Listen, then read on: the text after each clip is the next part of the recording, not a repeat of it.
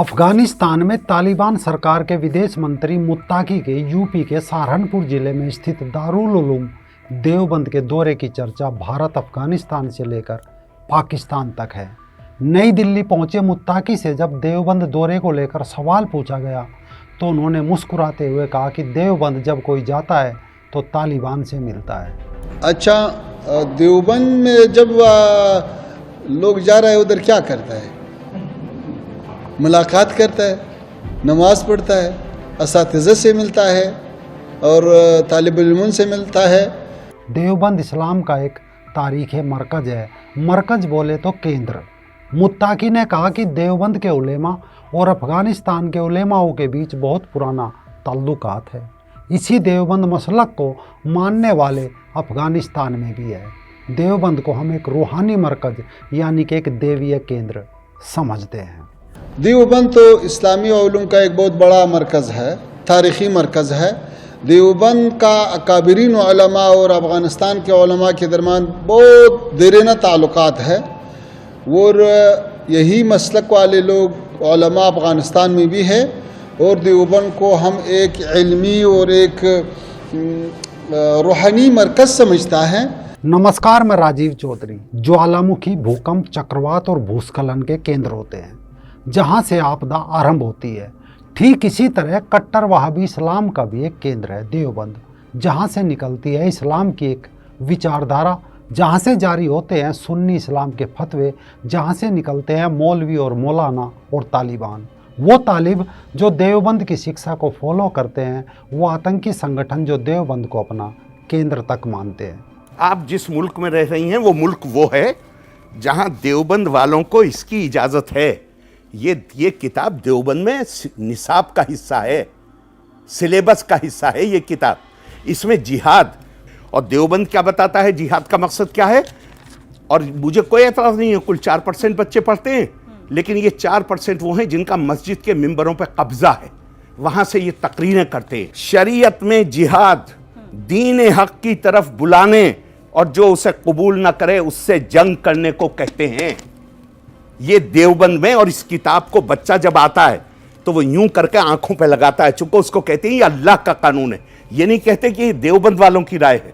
सवाल बन सकता है कि इस्लाम तो अरब से आरंभ हुआ था, फिर भारत में उत्तर प्रदेश का देवबंद कैसे इस्लाम का केंद्र बन गया, जहां अफगान, पाकिस्तान, बांग्लादेश से लेकर अनेकों देशों तक के आतंकी संगठन अपनी आस्था देवबंद तक में रखते हैं। मामला समझिए। ईस्ट इंडिया कंपनी भारत में पैर जमा चुकी थी। 1857 में मुगल बादशाह रंगून में भाग चुके थे। अवध के नवाब और दिल्ली के बादशाहों की हार के बाद मुसलमानों को सत्ता से बाहर अंग्रेज़ों ने खदेड़ दिया था। मस्जिदों में जुम्मे की नमाजों में इस्लाम खतरे में है कि आपसी कानाफूसी आरंभ हो चुकी थी। साल आ गया 1866। कुछ मुल्ला मौलानाओं ने सोचा कि अगर इस्लाम को भारत में जिंदा रखना है तो उसे आगे बढ़ाना होगा। उन्हें डर था कि मुगल सत्ता से चले गए, कभी अब भारत के मुसलमान वापस हिंदू धर्म में ना लौटने लगे, तो देवबंद में एक नया मदरसा खोलने की सोची ताकि मुस्लिम बच्चों को दीन की तालीम दी जा सके। देवबंद उस दौर में एक छोटा सा कस्बा हुआ करता था। यहाँ की छत्ता मस्जिद के पास मदरसा अरबिया इस्लामिया देवबंद का पहला सबक पढ़ाया गया। सबक पढ़ाने वाले उस्ताद थे मुल्ला महमूद और चेले का नाम था महमूद हसन, यानी पढ़ने वाला भी महमूद और पढ़ाने वाला भी महमूद। ये सबक दारुल उलूम देवबंद की नींव का पहला पत्थर था। देखते ही देखते देवबंद इस्लामिक शिक्षा और सुन्नी कट्टरपंथी आंदोलन का एक केंद्र बन गया। पहले साल देवबंद में शुरू हुए मदरसे का सालाना बजट था 304 रुपये और छात्रों की संख्या थी 21। साल के अंत तक इनकी संख्या 78 तक पहुंच गई और 1896 तक दारुल उलूम से दुनिया भर के 278 मौलवी पढ़कर तैयार हो चुके थे। कहते हैं इन्हीं शुरुआती छात्रों ने दारुल उलूम देवबंद की शोहरत दुनिया तक फैलाई। लेकिन देवबंद पढ़ाई लिखाई का केंद्र भर नहीं था। देवबंद का पूरा जोर था इस्लाम के ठीक तरह से पालन करने पर, हदीस और कुरान पर जोर देने पर। देखते ही देखते देवबंद कहीं कट्टरपंथी वहाबी विचारधारा के करीब पहुंच गया। भारत से मुगल शासन समाप्त करने के बाद अंग्रेजों के निशाने पर आया तुर्की का ओटोमन साम्राज्य। ओटोमन साम्राज्य के बादशाह को खलीफा कहा जाता था और परंपरा के हिसाब से उसे दुनिया भर के सुन्नी मुस्लिमों का नेता माना जाता था। तुर्की में अंग्रेजों के हमले ने भारतीय मुसलमानों को गुस्से से भर दिया। देवबंद के पहले छात्र महमूद हसन अब तक मुल्ला बन चुके थे और देवबंद में पढ़ाने लग गए थे। इसने संगठन बनाया जमीयत उलेमाए हिंद। 1947 में आज़ादी और देश का बंटवारा एक साथ हो गया। विभाजन के बाद दारुल उलूम देवबंद के जो छात्र बंटवारे में पाकिस्तान पहुंचे, उन्होंने पाकिस्तान में देवबंदी परंपरा के इस्लामिक शिक्षा केंद्र खोलने शुरू किए। इसमें 2 शिक्षण केंद्रों पर नज़र डालनी जरूरी है। पहला है जामिया उलूम उल इस्लामिया और दूसरा है दारुल उलूम हक्कानिया।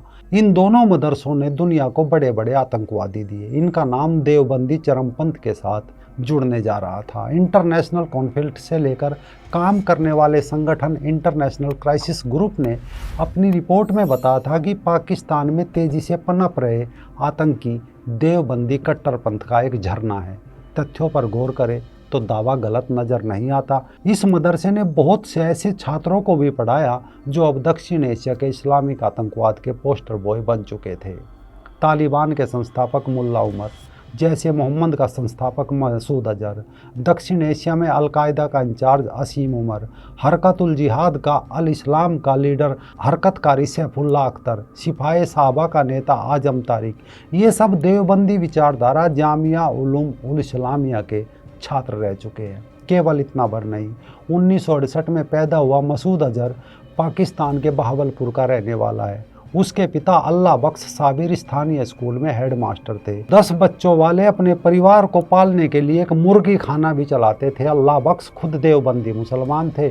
अपनी किताब वर्च्यू ऑफ जिहाद में मसूद अजहर लिखता है कि उसके पिता के एक दोस्त थे मुफ्ती सईद। मुफ्ती साहब देवबंदी विचारधारा के जामिया उलूम उल इस्लामिया में पढ़ाया करते थे। उनके कहने पर वो मसूद अजहर को जामिया उलूम उल इस्लामिया में पढ़ाने के लिए भेज दिया। यहाँ आकर पहली बार उसका मिलन हुआ अफ़गान जिहादियों से।